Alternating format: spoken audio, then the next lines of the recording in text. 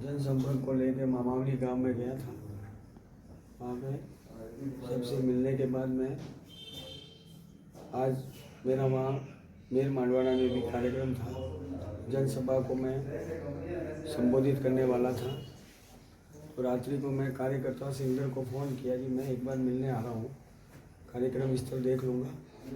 तो मैं, मेरा ड्राइवर और एक और मेरा साथी साथ हम लोग सनपुर क्रॉस किया तो पीछे से बाइक वाले कोई आ रहे थे। उन्होंने हमारे को आवाज़ दी, भाई साहब रोको, भाई साहब रोको रोको रोको। हॉर्न बजाए और लाइटों से इशारा किया। तो मैंने ड्राइवर को बोला कि अपने कोई कार्यकर्ता है, गाड़ी रोक दो, सुबह कार्यक्रम है।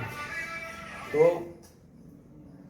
जैसे गाड़ी रुकी तो वो आगे वाली सीट पर मैं बैठा था, मोटरसाइकिल पीछे खड़े करके वो आए।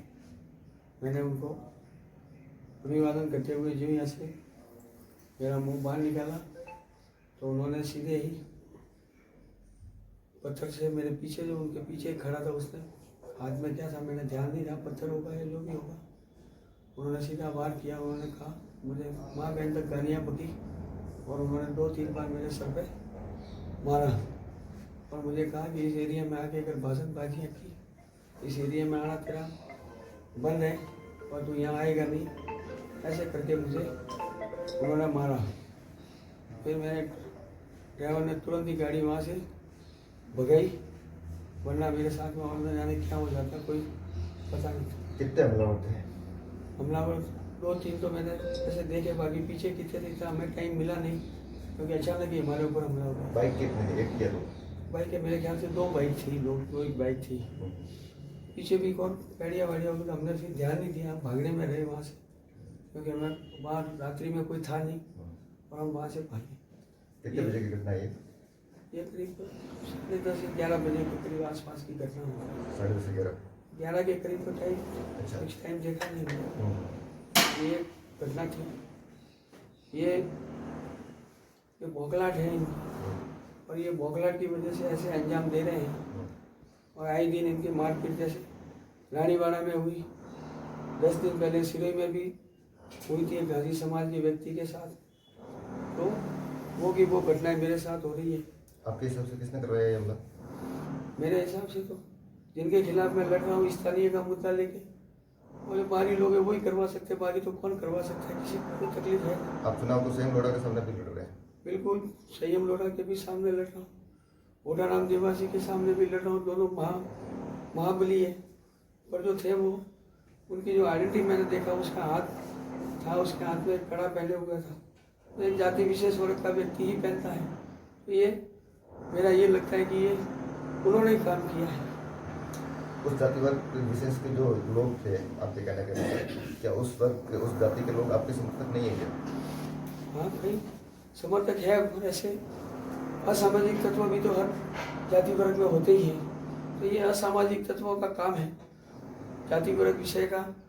असामाजिक तत्व जो पीछे पड़े हुए थे, मुझे 5-6 दिन से ही अंदेशा था। रात को भी कल रात को मेरे बहन भी घबरा के खड़ी हुई, रात को 2 बजे मुझे कहा कि तू कहा, मेरे को ऐसे अनकम्फर्ट हो रहा है, तेरे तो साथ में कोई घटना घटेगी।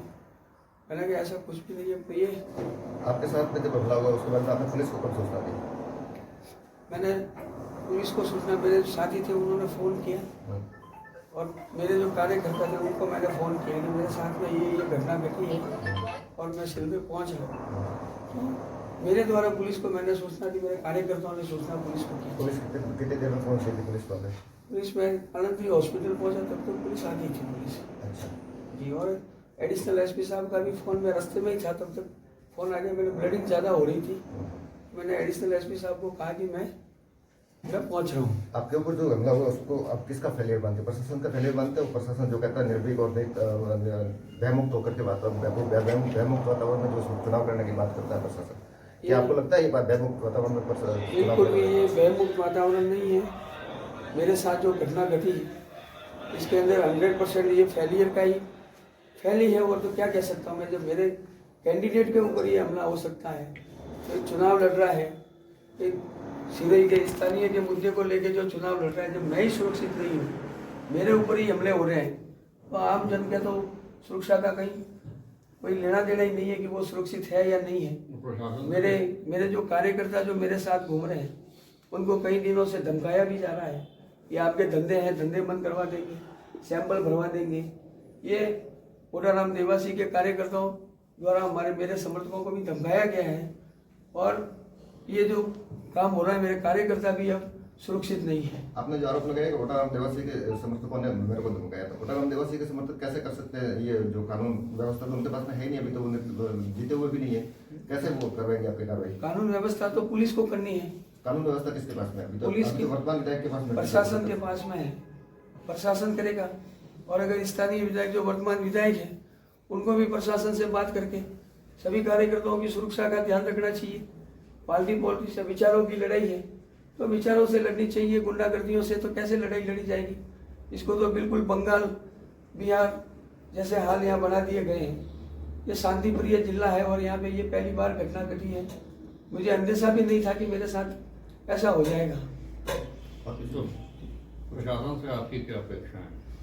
प्रशासन मेरे कार्यकर्ताओं को सुरक्षा देवे, मुझे भी सुरक्षा प्रदान करे और जो भी मेरे निर्दलीय भाई कैंडिडेट जो लड़ रहे हैं उनको भी सुरक्षा प्रदान करें।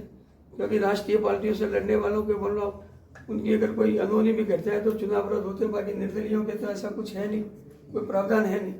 तो जो मेरे भाई निर्दलीय चुनाव लड़ रहे हैं उनको भी सुरक्षा प्रदान की जाए, उनके भी कार्यकर्ताओं को सुरक्षा प्रदान की जाए और मेरे भी कार्यकर्ताओं को सुरक्षा प्रदान की जाए। यही प्रशासन से मैं अपेक्षा करता हूँ। आपने हमले के बाद में पुलिस को रिपोर्ट दी, लिखित रिपोर्ट? बिल्कुल रिपोर्ट मेरे पिताजी द्वारा दी गई है। रात को मैं इस हालत में नहीं था कि मैं दे पाऊँ, मैंने ये मेरे पिताजी द्वारा दी गई है। अच्छा, उसमें किसी व्यक्ति को लिखा है, आइडेंटिफाई किया आपने? नहीं, मैं उनको नहीं पहचानता था। मैं उनको पहचान ही नहीं पाया कि समय इतना आधी मिनट का ये घटनाक्रम रहा होगा, आधी पौने मिनट या मिनट भर का रहा होगा, तो मैं आइडेंटिफाइड तो नहीं कर पाया हूँ। अज्ञात लोग थे।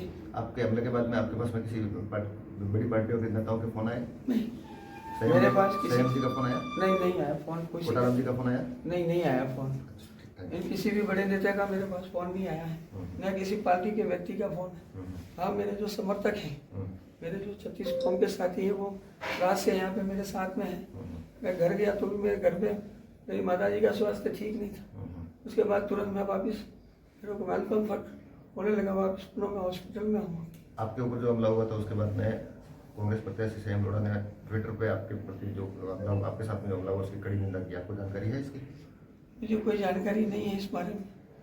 मैंने मोबाइल, डॉक्टर ने कहा कि आपको मोबाइल यूज़ नहीं करना, तो अभी तक मेरा मोबाइल में मेरे कार्यकर्ताओं के पास है, मैंने कुछ देखा नहीं है किसी ने ट्वीट किया या नहीं किया। जी, थैंक यू।